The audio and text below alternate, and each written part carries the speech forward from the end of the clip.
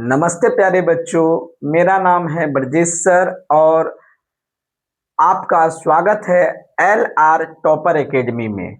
जैसा कि आप लोग जानते हैं, आज मेरा पहला क्लास है और इस क्लास में आपको बोर्ड एग्जाम 2027 के बारे में विशेष बात करने वाले हैं। बहुत सारे बच्चे पढ़ाई कर रहे होंगे, बहुत सारे बच्चे अभी भी पढ़ाई स्टार्ट नहीं किए हैं और बहुत सारे बच्चे पढ़ाई स्टार्ट किए हैं तो वो सही से नहीं पढ़ पाए हैं। तो आप लोगों के लिए ही आज हम इस क्लास को लेकर आए हैं। देखिए, बहुत सारे बच्चे सही से अगर नहीं पढ़ पा रहे हैं या बहुत सारे बच्चे को आप कहीं ऑफलाइन क्लास कर रहे हैं या तो समझ में नहीं आ पा रहा है या आप लोग तैयारी लेट से शुरू किए हैं, तो घबराने की कोई बात नहीं है। आप अभी भी अपनी तैयारी को स्टार्ट करके अपने बेहतर मुकाम को हासिल कर सकते हैं। तो भाई, बोर्ड एग्जाम वालों के लिए बेहतर मुकाम क्या हो सकता है? बोर्ड एग्जाम वाले के लिए बेहतर मुकाम तो यही होगा ना कि उसका बोर्ड एग्जाम में जो है बेहतर मार्क्स हो, बेहतर मार्क्स ऑब्टेन कर सके, यही होगा। क्या दूसरा कुछ है? क्या नहीं है।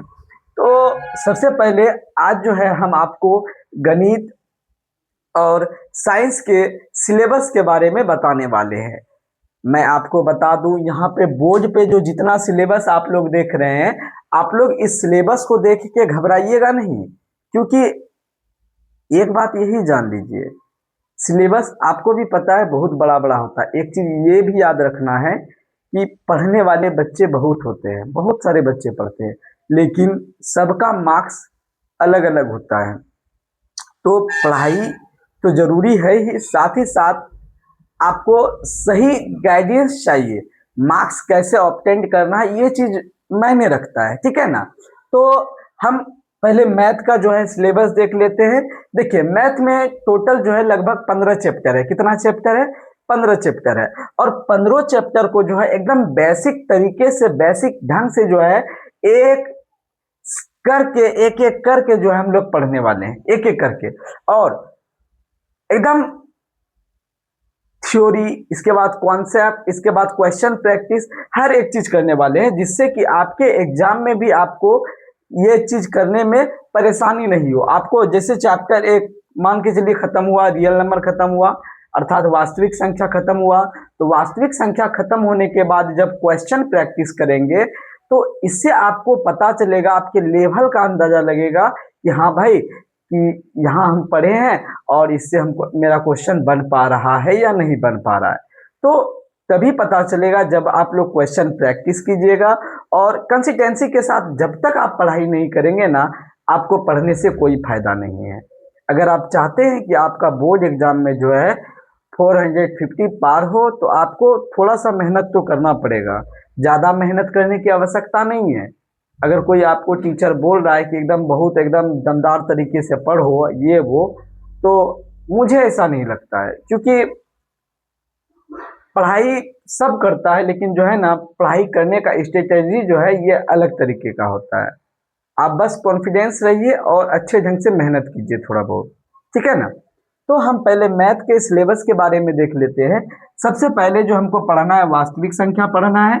दूसरा पढ़ना है क्या? बहुपद पढ़ना है।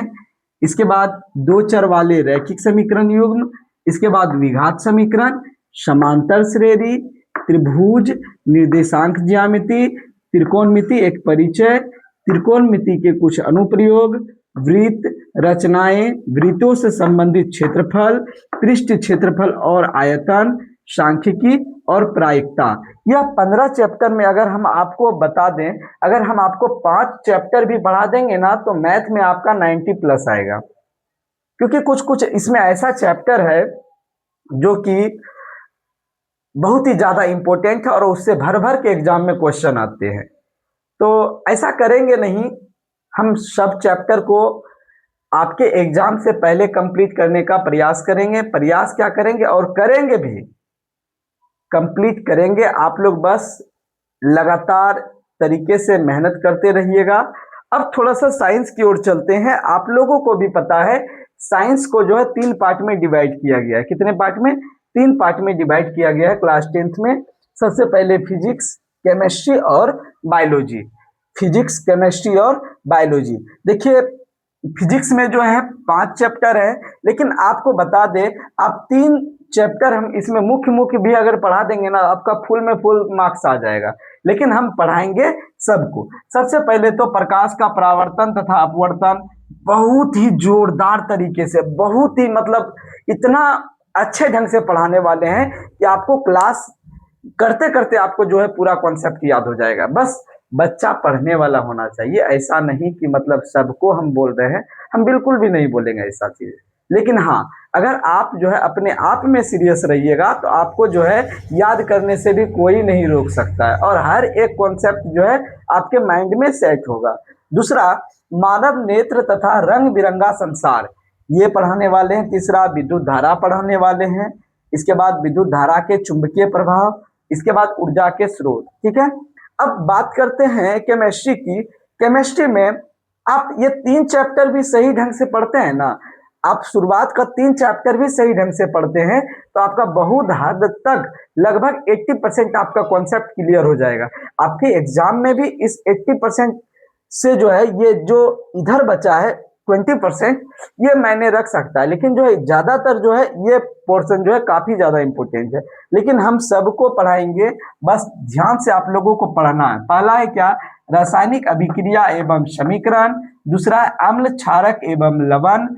तीसरा है धातु एवं उधातु। इसके बाद कार्बन एवं उसके यौगिक, तत्वों का आवर्त वर्गीकरण। इस पांचों चैप्टर को 1 बाय 1 करके हम पढ़ने वाले हैं।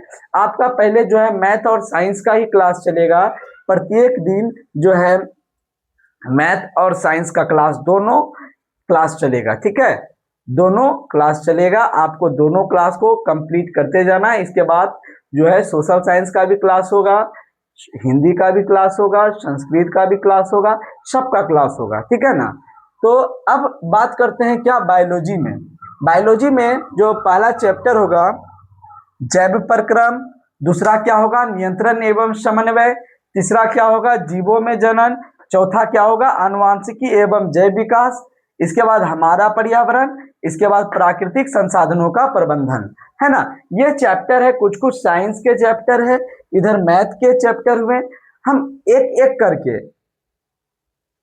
आप एक बार टेस्ट करके देखिए, हम आपको पूरा मतलब सिलेबस भी कवर करवाएंगे, साथ ही साथ आपको इस ढंग से तैयार करेंगे कि आपके बोर्ड एग्जाम में आपको बेहतर अंक लाने से कोई रोक नहीं सकता।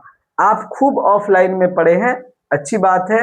हर एक चाहे कोई भी बच्चा हो वो ऑफलाइन ज्वाइन करता ही करता है, अच्छी बात है। आप ऑफलाइन में भी पढ़िए, लेकिन आपको जितना हम आपको रिवीजन, आप रिवीजन के तौर पे तो पढ़ सकते हैं इसको, आप कम से कम रिवीजन के तौर पे इसको पढ़ के अच्छे ढंग से एकदम शुरुआत से एकदम बेसिक लेवल से मेरे साथ मेहनत कीजिए।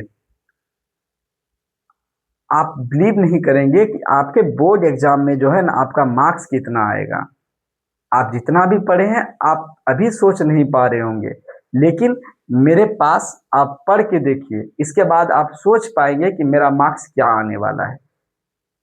वो जब आप क्वेश्चन प्रैक्टिस कीजिएगा ना, उसी में आपको पता चलेगा, अच्छा ये क्वेश्चन मेरा बन पा रहा है। इससे आपको जो है विश्वास भी हो जाएगा कि हाँ मेरा मार्क्स इतना आ सकता है। फाइनली ज़्यादा देर आपको परेशान नहीं करेंगे, और आपका ये दो जो सब्जेक्ट का सिलेबस बता ही दिए। हम आगे से अब जो है चैप्टर स्टार्ट करेंगे, मैथ का चैप्टर स्टार्ट करेंगे, और साइंस में पहले जो है हम सोच रहे हैं फिजिक्स और केमिस्ट्री को ना स्टार्ट करके बायो स्टार्ट करते हैं, है ना। तो फिजिक्स केमिस्ट्री को स्टार्ट ना करके पहले किसको स्टार्ट करते हैं, बायो को। तो मैथ में तो शुरुआत से ही चलेगा, रियल नंबर, इसके बाद बहुपद, पॉलिनोमियल, ये सब चलेगा। ठीक है ना। तो आज के लिए इतना ही। अगर आप वाकई में हमसे जुड़कर पढ़ना चाहते हैं तो आप मेरे चैनल को भी सब्सक्राइब कर दें, जिससे कि आपको हर एक क्लास का नोटिफिकेशन मिलते रहे। धन्यवाद, मिलते हैं अगले क्लास में। जय हिंद, जय भारत।